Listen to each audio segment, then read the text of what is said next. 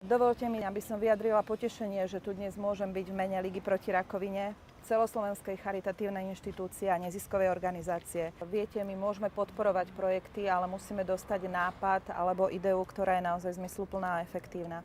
A Mirka Hunčíková je človek, ktorý prichádza len s takýmito ideami a s takýmito projektami. Verím, že ona nám bližšie povie, ako to autičko bude fungovať. Autičko bude fungovať spôsobom vozenia detí z hornej nemocnice, detskej fakultnej nemocnice do dolnej nemocnice, napríklad na ožiarovania alebo nejaké špeciálne vyšetrenia.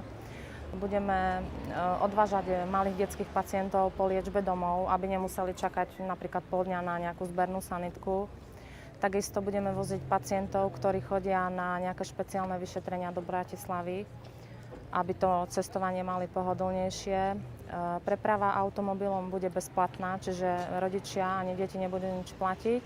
Je k dispozícii v podstate 7 dní v týždni.